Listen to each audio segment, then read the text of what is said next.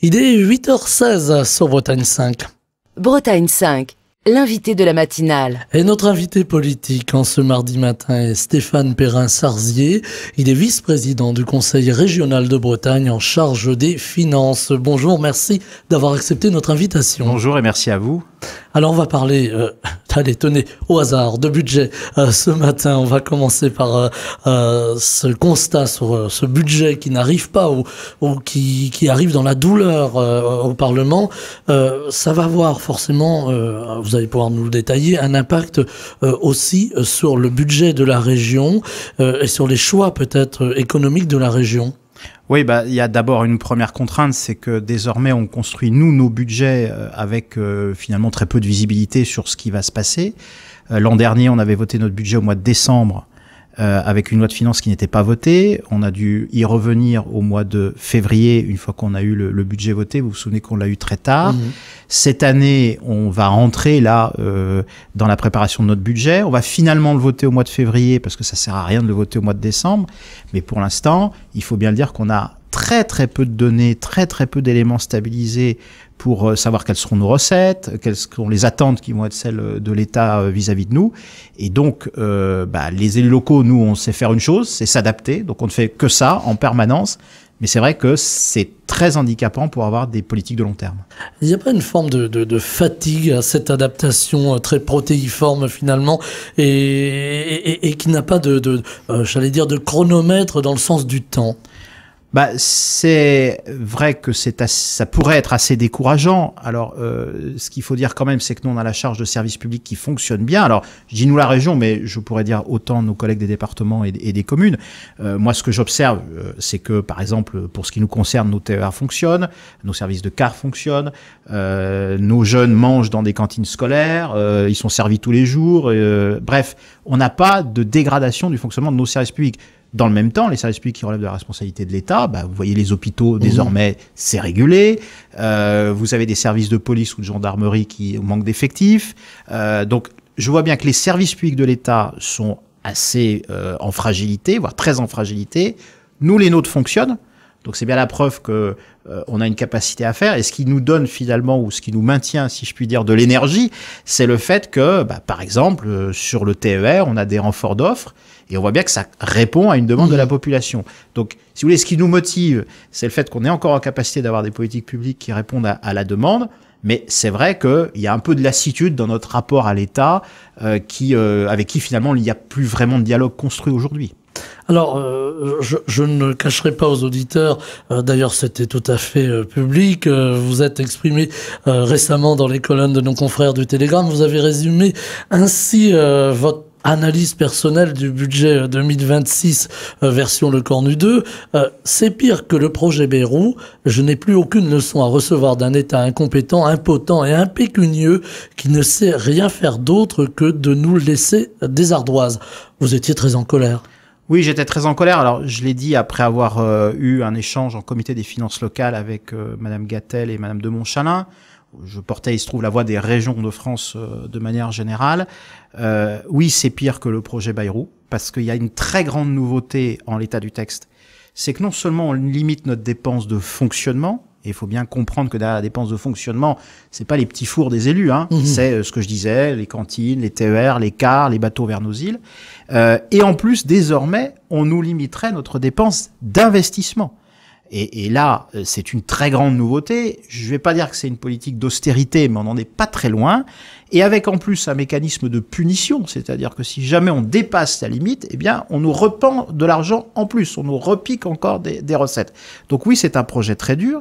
Et ce qui est agaçant, c'est que nous, collectivités, au global, on pèse 8% de la dette de l'État. 8%. Et que de la dette pour investir. Et on a un État qui nous dit, je vais vous prendre des recettes, je vais continuer à vous serrer la vis, alors même que lui-même est responsable de la quasi-totalité de l'endettement public. Donc c'est vrai que c'est assez agaçant de recevoir des leçons quand soi-même on fait plutôt bien son travail. Et encore une fois, je le dis pour la région Bretagne, mais je pourrais le dire finalement de l'ensemble de mes collègues élus locaux. avec une particularité. Les régions, les départements, les communes doivent voter des budgets à l'équilibre. Alors, Absolument. c'est pas forcément le cas de l'État. Vous voyez où je veux en venir. Il y a peut-être une petite dichotomie là. Il y a une dichotomie. Alors, cette règle qui veut qu'on vote des budgets à l'équilibre en fonctionnement, elle n'est pas nouvelle, hein, elle a toujours existé. On s'y est toujours astreint. En fait, ce qui s'est passé, c'est qu'on a eu certes une augmentation de certaines dépenses liées à dépenses d'énergie, comme tout le monde en a été affecté, mais on a surtout eu, pour la première fois, un effondrement de nos recettes. On nous a pris 40 millions d'euros de recettes pour l'année 2025. L'année prochaine, on pourrait nous en reprendre autant et peut-être même un peu plus.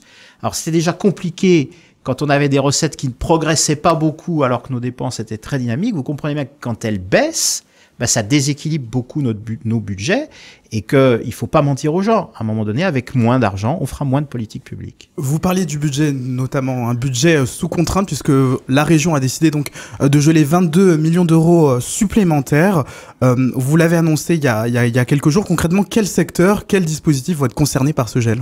Alors, pour l'instant, on était sur une décision, on va dire, modificative en cours d'année. Donc, ce qu'on a fait, c'est on avait déjà annulé 40 millions d'euros de crédit par rapport au budget voté initialement au mois de décembre. Et là, on en a annulé 20 millions d'euros en fonctionnement. Donc, quand on est en cours d'année budgétaire, l'exercice, il consiste à décaler des appels à projets, par exemple, à décaler le versement de certaines aides, à décaler certaines opérations d'investissement quand on peut le faire, mais les vrais choix stratégiques, ils vont être faits dans le prochain budget. On aura un débat d'orientation budgétaire au mois de décembre, et ce que je peux vous dire, sans faire d'annonce aujourd'hui, parce que on est en train de l'élaborer, mais je pense qu'on aura 2 points de vigilance. Le premier, c'est faire fonctionner nos services publics, et ça sera la priorité. Donc ceux que j'ai décrits tout à l'heure, les lycées, les transports, la formation professionnelle aussi, et 2, être prioritairement sur des dépenses qui vont directement aux Bretonnes et aux Bretons, plutôt que d'aide à des structures. Donc, ça va impliquer, par exemple, de réduire d'aide à certaines structures. Est-ce que parmi les critères qui vont aussi guider vos arbitrages, il y aura aussi celui du bois budgétaire, de la rapidité aussi d'exécution des projets, ou bien même, je dirais même, la sensibilité des programmes? Est-ce que ces critères-là vont aussi peser dans la balance? Oui, le président nous a demandé, à passer commande à ses vice-présidents, d'être vigilants sur l'impact, parce que vous avez parfois des petites dépenses, mais qui ont un impact très important. Je redis par exemple que le président nous a demandé de continuer à préserver culture, langue et sport, ce qui fait débat. Mais nous considérons que le poids budgétaire de ces politiques, qui est finalement assez limité, eh bien, au regard de l'impact pour le tissu associatif breton, par exemple, il est suffisamment important pour qu'on n'y touche pas. Donc ça veut dire qu'on aura d'autres choix à faire, effectivement, sur des aides à des structures, en termes de développement économique, où là, c'est vrai, il va falloir réduire la voilure. Il y a une grande inquiétude du monde associatif, hein, vous le soulignez, Stéphane Perrin-Sarzier. On a entendu aussi les radios associatives. Je ne résiste Absolument. pas, puisque vous êtes aujourd'hui à notre micro, à vous demander finalement, est-ce que là aussi les budgets vont être maintenus, alors que on voit qu'il y a peut-être une grande économie qui va être faite au niveau de l'État, en tout cas au niveau du ministère de la Culture, qui pourrait mettre en danger ces structures radiophoniques associatives. Est-ce que la région a décidé, alors je vous demande pas un scoop, mais est-ce que c'est dans les tuyaux, comme on dit? Non, alors je redis que la force de la Bretagne, c'est son mouvement associatif, et on a, c'est vrai, une inquiétude que vous avez raison de rappeler, c'est qu'on a plus de bénévoles qu'ailleurs, mais on voit bien que, y compris le bénévolat, s'essouffle un peu. Donc c'est vrai que c'est une vraie préoccupation. Je vous redis que sur les budgets culture, langue et sport, il n'y aura pas de baisse. Quand je dis ça, je suis bien conscient que je ne réponds pas forcément à la demande, parce que même en maintenant les budgets au même niveau, face à un monde associatif qui nous sollicite de plus en plus, parce qu'il y a d'autres financeurs, l'État qui se retire, face à l'augmentation des coûts pour le monde associatif comme pour le reste de la société, on sait qu'on est en limite de capacité aussi, et que nos interventions peuvent être perçues comme insuffisantes. Mais c'est déjà un effort considérable que de maintenir cet engagement-là. Et je le redis, d'autres, dans des régions pas très loin, ont fait d'autres choix. On a des débats, et j'ai des interpellations en nous disant « Mais pourquoi vous voulez sanctuariser ces budgets? Ils devraient, comme les autres, être sollicités. » Nous pensons que non, parce que au regard de l'intérêt pour la Bretagne. Et on sait que le délitement du tissu associatif, derrière, c'est des demandes sociales qui ne sont pas satisfaites. Il n'y a pas que les collectivités qui répondent à des besoins de nos concitoyens. Il y a aussi le monde associatif. Donc ce sera maintenu. Et justement, comment garantir que cette sanctuarisation ne se fasse pas au détriment d'autres sujets, comme par exemple les politiques sociales ou économiques locales? Alors, il y a effectivement des choix qui vont être faits. Encore une fois, on n'est pas encore... je vais rencontrer mes collègues dans les prochaines semaines pour y avoir son budget. Moi, je redis que dans l'ordre des priorités, il va falloir maintenir les services publics. Voilà, donc ça, et ça pèse beaucoup. Si je prends les mobilités, par exemple, du quotidien, c'est un tiers de notre budget de fonctionnement. Sur 1 milliard, c'est un gros tiers. Vous avez un autre gros tiers, c'est les dépenses de formation, donc les lycées, mais aussi la formation des demandeurs d'emploi. Je ne sais pas si on sera en capacité de maintenir le même volume de formation qu'on l'avait fait par le passé. Par chance, on est dans une région avec un taux de chômage qui est plutôt faible. Mais bon, et on sait qu'on a encore des demandeurs d'emploi à accompagner. Et puis, le troisième tiers, voilà, si je fais un peu cette répartition-là, c'est toutes les dépenses d'intervention. Et là, ne nous cachons pas, en dehors des secteurs que j'ai évoqués, oui, il y aura mécaniquement des réductions de dépenses à du soutien économique parce qu'on ne pourra pas maintenir les niveaux qu'on a connus par le passé, c'est vrai. Vous aviez parlé notamment de mettre en sécurité la collectivité, cela veut dire notamment que la région Bretagne, est-ce qu'elle était menacée de déséquilibre financier sur le court terme? Non, mais on a un paramètre, c'est notre épargne en réalité, qu'on surveille. Sans être trop technique, il y a un paramètre qu'on regarde, c'est la capacité de désendettement qui se calcule en années. On est aujourd'hui à 5,4 années, donc on est même sous la moyenne des régions qui est à 6,1, mais on sait que ça va se dégrader et on a une limite qui nous est fixée par ceux qui nous prêtent de l'argent, qui est de 8 ans. Donc, on ne prendra pas de décision qui nous conduira à déraper sur le volume de notre endettement et qui nous mettra en sécurité. L'autre demande du président, c'est qu'on n'abandonne pas notre ligne de sérieux budgétaire qu'on a tenue jusqu'à maintenant et qui nous permet de faire face à des crises. Une bonne gestion, finalement. C'est un impératif. Alors, sur les investissements, il y a une crainte aujourd'hui, vous la faisiez ressortir à travers votre voix. Cette crainte aujourd'hui, c'est d'être obligé d'ajourner de grands investissements en Bretagne. Mais on l'a déjà fait d'abord. Et la Banque Postale a produit une étude qui montre qu'au début de cette année, depuis le début de cette année, les dépenses d'investissement des régions ont déjà diminué de 14%. C'est pas très étonnant, parce que quand vous faites des réductions de recettes, mécaniquement, comme on dit, nous on fait avec l'argent qu'on nous donne, puisqu'on ne décide pas de nos recettes aujourd'hui. Il faut que les gens s'en rendent bien compte. On ne vote quasiment pas d'impôts, taxe sur la carte grise, et puis le versement mobilité qui sera effectif à partir de 2026, mais c'est des recettes qui sont minimes par rapport à notre budget. Bon. Donc les investissements, oui, on en a déjà décalé.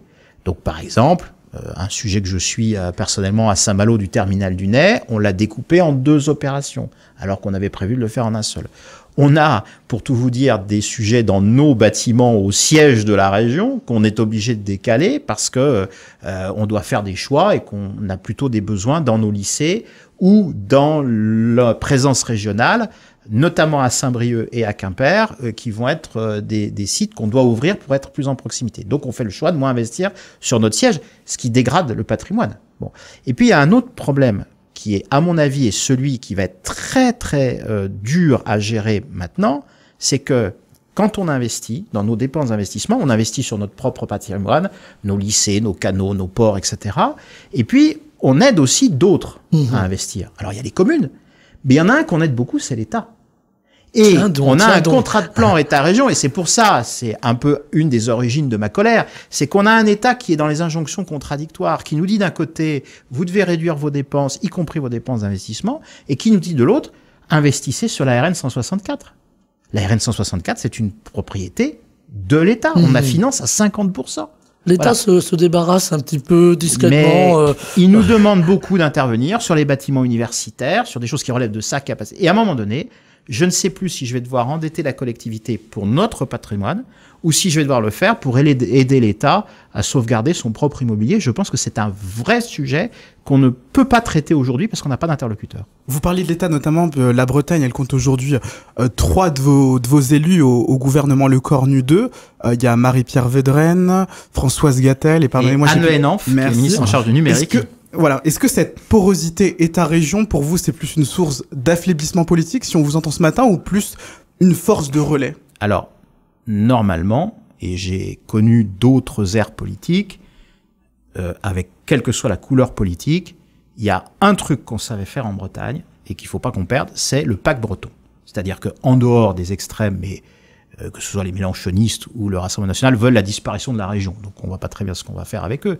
Mais tous les autres, quand on avait des sujets bretons, des sujets de pêche, etc., les parlementaires, quelle que soit leur sensibilité politique, font pacte et montent à Paris. On a eu la période Le Drian, dont on disait qu'il était ministre de la Défense et de la Bretagne, donc c'est vrai que ça a toujours été une force. Le président du conseil régional, Loïc Chénard-Gérard, rencontre très régulièrement les parlementaires bretons, toute sensibilité, il l'a fait la semaine dernière. Les ministres étaient là, les 3 ministres que vous avez cités étaient là. Mais le problème, c'est que ces 3 ministres-là, comme les parlementaires, sont dans un maelstrom à Paris qui fait qu'aujourd'hui, tout est dilué. Moi, j'ai encore rencontré des ministres, pas plus tard que samedi, une ministre. Quand vous lui parlez, finalement, elle vous dit, mais moi, je n'ai pas la main, c'est au Parlement. Et donc finalement, on n'a plus d'interlocuteurs. Donc oui, c'est important cette présence bretonne. On peut citer le directeur de cabinet du Premier ministre, qui a été préfet de la région Bretagne. Donc on a des interlocuteurs qui connaissent bien la Bretagne à Paris. Mais malheureusement, le processus décisionnel à Paris fait qu'aujourd'hui, ces points d'appui-là sont quelque part insuffisants. Mais donc ça ne change pas le rapport de force. Mais ça ne change pas le rapport de force, effectivement. La question, vous la voyez venir, j'en suis certain. Est-ce qu'il va falloir à un moment penser à avoir plus de décentralisation, permettre plus de décisions sur le terrain, en l'occurrence en Bretagne? En gros, est-ce qu'il faut une plus grande autonomie pour la Bretagne? On en parle beaucoup de cette autonomie. On a fait énormément de propositions, vraiment, et transpartisanes. Dans le mandat précédent, un premier groupe de travail présidé par Isabelle Lebal, élu d'opposition à l'époque, et Jean-Michel Le Boulanger, qui était le premier vice-président. J'ai moi-même piloté un rapport transpartisan aussi sur la fiscalité locale. Mon collègue Michael Carnez a piloté un groupe autonomie et on a refait des propositions. La lettre du Premier ministre, qui prévoit un texte pour le mois de décembre, nous a conduit, à la dernière session, à refaire un point et à refaire des propositions. Donc on ne pourra pas nous dire que la Bretagne ne fait pas de propositions. Et pourquoi est-ce qu'on le dit? Parce que quand les gens disent on a tout essayé sauf le RN, c'est faux. Il y a un truc qu'on n'a pas essayé, c'est la décentralisation. Et je redis qu'on a besoin d'un État. Moi, je suis pas hostile à l'État. Je suis pas hostile au préfet. Je suis pas hostile au sous-préfet. J'ai plutôt tendance à dire qu'il faut plus de préfets et de sous-préfets et moins de centrales. Mais il faut que l'État soit très bon sur police, justice, défense, santé. C'est là où on l'attend. Le régalien. Voilà, le régalien. Le régalien un peu plus que le régalien quand on parle de santé, d'université. On a besoin qu'il soit très bon là-dessus. Et pour l'instant, il ne l'est pas. Et qu'il nous laisse la main sur le reste. Plutôt que de vouloir s'occuper de tout et de tout mal faire parce qu'il n'en a plus les moyens aujourd'hui. Et je le redis, nous, on est obligés de voter des budgets à l'équilibre en fonctionnement. Donc quand on nous donne une compétence, pour peu qu'évidemment on ait les recettes qui vont avec, on est obligé de bien gérer puisque la loi nous l'impose. Mais ça n'est pas dans la structure mentale de nos hauts fonctionnaires à Paris, parce que ce qui me frappe aussi, c'est que les mauvaises décisions que j'ai évoquées de ce projet de loi de finances-là, c'est dans les tiroirs de Bercy depuis très longtemps. Et donc quand on nous a dit gouvernement de rupture, on a plutôt ressorti des tiroirs les vieilles recettes dont j'entends parler un peu depuis très longtemps et qui, parce que le politique est plus faible aujourd'hui à Paris, ressortent des tiroirs et sont placés, et des ministres qui arrivent au gouvernement et qui récupèrent des textes qu'ils n'ont pas eux-mêmes contribué à élaborer. Il y a une sorte d'opportunité technocratique, si vous me permettez le terme. J'ai fait le compte, je vous ai dit, l'année prochaine, je vais présenter mon 10e budget de la collectivité. Donc je suis VP Finance, je serai VP Finance depuis 10 ans l'année prochaine. J'ai connu 9 premiers ministres, 7 ministres des comptes publics. Et donc à chaque fois, vous redémarrez à zéro en fait. C'est-à-dire que chaque fois que vous avez un changement, vous redémarrez à zéro. Sauf que les administrations centrales, qui sont très compétentes, c'est pas le sujet, mais elles restent. Et finalement, il y a une forme de permanence de ces administrations centrales qui ont leurs idées, leurs recettes, et qui les refourquent, si je puis dire, entre deux ministres en affaires courantes, et qu'on retrouve. Et après, on a beaucoup de mal à faire bouger les choses dans un sens qui nous est favorable. Alors il y a eu la dissolution, il y a eu la recomposition, si on peut dire, d'un paysage politique très fracturé. On parle de motion de censure. J'imagine que vous suivez ça de très près. peut-être d'une possible dissolution. Alors, elle pourrait intervenir vite, parce qu'après, il y a un délai quand même. Si dissolution, on va rentrer dans une période à nouveau d'incertitude. Est-ce que ça devient aussi insupportable pour la région Bretagne, par exemple, d'être obligé de slalomer comme ça entre ces périodes compliquées? Ça devient d'abord insupportable pour nos concitoyens. Encore une fois, nous, comme tous les élus locaux, on va s'adapter. On a voté des budgets l'an dernier sans avoir de budget de l'État. Donc, on va faire. Et c'est pour ça que je disais mettre en sécurité la collectivité. C'est qu'il faut qu'on soit préparé à toute situation, quelque part. Parce qu'on va pas fermer nos lycées, on va pas arrêter nos systèmes de transport, etc. Donc, il faut mettre en sécurité la collectivité. Parce qu'en plus, rien ne nous dit qu'on n'aura pas un gros pet sur une grosse entreprise et qu'on ne doive pas intervenir comme on l'a fait. Donc, nous, on sait mettre en sécurité les choses. Ce qui est très compliqué aujourd'hui, c'est que quand vous commencez votre mandat, vous avez un plan de mandat. Les collègues qui vont se présenter pour les municipales dans les prochains jours, ils vont faire un projet pour un mandat.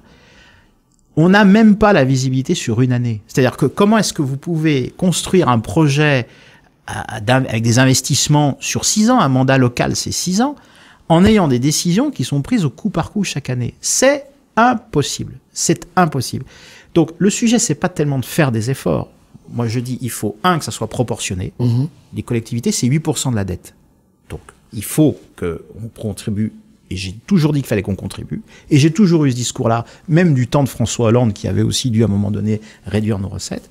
Donc, proportionné. 2, il faut qu'on ait de la visibilité, au moins sur un demi-mandat, sur 3 ans. Parce que on peut pas laisser penser que la dépense publique, c'est un robinet qu'on ferme. Quand vous faites un gros chantier de lycée, etc., c'est 1 an ou 2 ans d'études, puis des travaux. Donc, vous coupez pas l'opération en cours de route. Voilà. Et puis, 3, c'est arrêter les injonctions contradictoires. C'est-à-dire qu'on peut pas avoir un État qui nous dit d'un côté, on vous donne moins de recettes, et de l'autre côté, vous devez dépenser plus. Au-delà des priorités internes, la Bretagne développe aussi des relations internationales, puisqu'on rappelle que vous êtes vice-président de la région Bretagne en charge des finances, des ressources humaines, de l'Europe et de l'international. Donc la Bretagne développe des relations internationales et européennes, un levier stratégique malgré les contraintes budgétaires. La région a accueilli l'ambassadeur d'Ukraine, Vadim Omelchenko, pour un partenariat potentiel avec Kherson. D'ailleurs, vous allez nous en parler, vous allez cet après-midi vous entretenir avec le gouverneur de la province de Kherson. Quelle était déjà à la base la portée concrète de cette rencontre? Est-ce que c'était un début de partenariat institutionnel?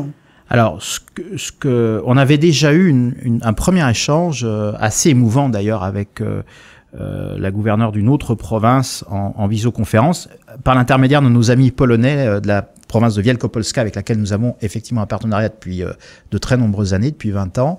Et là, nous avons reçu l'ambassadeur d'Ukraine. Ce qu'attendent aujourd'hui nos amis ukrainiens, c'est d'abord un soutien moral. C'est-à-dire qu'ils souhaitent pouvoir dire à leur population que les Européens sont derrière eux. Donc c'est très important, même si ça paraît symbolique, que l'ambassadeur d'Ukraine soit venu dans notre hémicycle. Et l'objectif, c'est de rechercher déjà ce soutien moral qui pourra déboucher déjà sur une déclaration d'amitié. Donc on va effectivement rencontrer cet après-midi avec le président du conseil régional, le gouverneur de la province de Kherson, qui est une province qui est coupée par la ligne de front, qui est partiellement occupée. Et leur attente aujourd'hui, ils ne nous demandent pas des aides matérielles aujourd'hui, ils nous demandent un soutien moral. J'ajoute que le mouvement associatif, on en parlait tout à l'heure, a beaucoup accueilli de jeunes Ukrainiens dans nos collectivités. Je sais que Saint-Brieuc et Saint-Brieuc-Aglo est très investi sur ce sujet-là, comme Lorient, comme Saint-Malo, comme Rennes. Donc on va continuer à faire cet investissement-là. Et puis dans le temps, parce qu'on espère quand même que la perspective de paix se dessinera un jour, eh bien on pourra passer à des partenariats plus concrets. Il y a déjà eu... D'ordre financier, par exemple? Alors ça peut être d'ordre financier ou administratif. Quand l'ambassadeur est venu, il a aussi rencontré des entreprises françaises. Donc c'est aussi des sujets qu'on va travailler avec eux. Et très concrètement, aujourd'hui, par exemple, il y a des filets de pêche qui vont partir en Ukraine. Alors des filets de pêche, pourquoi? Parce que ça permet de lutter contre les drones. Des filets de pêche qu'on jette. Bon, la Bretagne, c'est une grande région de pêche. Donc plutôt que de jeter des filets, Bon, ça paraît assez anecdotique et assez incroyable de lutter contre de la haute technologie par des moyens qui paraissent rudimentaires, mais pour eux, c'est très important. Donc, c'est des choses comme ça qu'on va établir dans le temps, même si on est très loin aujourd'hui de pouvoir avoir des coopérations. Encore une fois, Kherson est une ligne de front, un théâtre de guerre. Donc, évidemment, c'est compliqué pour nous d'intervenir avec nos moyens aujourd'hui. Est-ce que les régions, justement, selon vous, elles devraient avoir davantage de leviers directs à la fois dans les programmes européens de reconstruction, par exemple, comme celui que vous évoquez? Alors, il y a un sujet de dimension financière, donc je pourrais pas prétendre qu'on va contribuer à la reconstruction. Mais comme tout ce qu'on fait en matière internationale, finalement, je pourrais citer la relation qu'on a développée avec les nations celtes, avec l'Irlande, l'Écosse ou le Pays de Galles. C'est moins les engagements financiers que notre capacité à créer des liens entre les écoles ici et là, entre les musiciens ici et là. Donc ça paraît encore une fois assez modique, mais quand vous envoyez, comme on l'a fait il y a pas très longtemps en Irlande, un groupe musical comme Empoy qui a fait des prestations là-bas et qui tourne et qu'on accueille des artistes, qu'on leur fait rencontrer des gamins ici et là, tout ça, ça contribue finalement à une proximité, et c'est peut-être ça qu'on ira avec l'Ukraine pour pouvoir développer ces relations avec des gens qui paraissent loin de nous, mais qui assurent, pour ce qui est de l'Ukraine, la défense quand même de l'Europe. Je voulais aussi qu'on parle aussi de l'Europe. Est-ce que l'Europe, c'est un levier ou une contrainte budgétaire? Vous êtes en charge donc des fonds européens, vous faites face notamment à des retards d'exécution, mais aussi à des procédures jugées lourdes par les acteurs économiques et associatifs. Où est-ce qu'elle en est concrètement aujourd'hui, la mise en œuvre des programmes européens 2021-2027? Alors, elle est, et je tiens à le dire, et merci de me poser cette question-là, je tiens à dire qu'on utilise très bien les fonds européens. Voilà, et c'est un sujet sur lequel on est meilleur que l'État. La programmation avant 2014 était faite par l'État, l'argent n'était pas dépensé, on rendait de l'argent à Bruxelles. 14-20, précédente période de programmation, 2014-2020, tout est dépensé. 2021-2027, tout sera dépensé. Il n'y a pas de retard d'exécution. Ce qui nous inquiète, c'est les décisions post-2027 qui sont en train de se prendre avec deux risques, moins d'argent et plus de centralisation à nouveau. Et plusieurs porteurs de projets affirment que la région, elle ne paye plus à temps. Qu'est-ce que vous leur répondez? Non, enfin, je sais pas de qui il s'agit précisément, parce que tout est payé dans les temps. Et encore une fois, alors que les porteurs de projets se plaignent de la complexité, ça, je le reconnais, je le partage, et ça fait partie des sujets que j'essaie de porter à Bruxelles avec les autres collègues des régions pour simplifier le recours aux fonds européens. Ça, il y a une complexité que je dénonce aussi, et je la partage. Mais en revanche, il n'y a pas de retard d'exécution aujourd'hui. Je peux vous garantir qu'on est dans les calendriers, et c'est très suivi, parce que si vous êtes en retard, pareil, on vous reprend l'argent. Donc, on n'a pas droit à l'erreur. Voilà, pas de droit à l'erreur. Il n'y aura pas de droit à l'erreur non plus prochainement. On aura une élection présidentielle. Bon, on a encore un petit peu de temps. Mais voilà, ça commence à cristalliser un peu la vie politique française. J'imagine qu'on en parle aussi ici en Bretagne. Il y aura eu entre-temps les élections municipales. Est-ce que vous craignez, par exemple, si demain, pour faire simple, le Rassemblement national ou LFI arrivait au pouvoir l'un ou l'autre, qu'il y ait de grands changements, des changements qui ne sont peut-être pas dans le sens des régions, et en l'occurrence de la région Bretagne? Si je dois parler, alors sur ce plan-là, mais pas sur tous, pas sur les autres, mais si je dois parler de la position de ces deux acteurs pour ce qui concerne les régions, le programme est le même, c'est de les supprimer. Voilà. Donc c'est assez simple. Monsieur Mélenchon le disait la dernière présidentielle. Le Rassemblement national a encore redit qu'il supprimait les régions pour transférer leurs compétences aux départements, parce que le Rassemblement national pense que la bonne organisation, c'est la France du 19e siècle. Bon, avec les départements, les communes. Moi, je mets au défi, et je relancerai le défi autant que de besoin, je mets au défi ces gens-là de me démontrer que ça va faire des économies. Depuis que je présente des budgets, je fais chiffrer le poids, le coût de la maison Bretagne, de la région Bretagne. C'est 3%, moins de 3%. Si vous supprimez la région, alors vous allez supprimer des élus. Parce que c'est ça, en fait, qu'il y a derrière. C'est supprimer des élus, parce que vous n'avez pas fermé les lycées, vous n'avez pas supprimé les TER, donc il n'y aura pas d'économie. Ça va même coûter plus cher, et on en a eu la démonstration avec la fusion des régions, où on nous a dit que ça allait faire 5% d'économie au global, et la Cour des comptes a dit que ça allait être plus cher. Donc, c'est un risque éminent, et ce que je crains, c'est les gens qui vont nous vendre des fausses solutions simplistes Donc moi, j'appelle vraiment les électeurs à bien approfondir les sujets quand on leur demandera de se prononcer, et ça peut arriver effectivement très très vite. On en reparlera, le débat reste ouvert évidemment. Stéphane Perrin-Sarzier, vice-président du Conseil régional de Bretagne, en charge des finances. On a parlé beaucoup de finances ce matin, mais finalement c'était très important. Merci infiniment d'avoir été avec nous. Merci Axel d'avoir partagé l'interview. Très belle journée. Bretagne 5, Stéphane Hamon, le 7-9.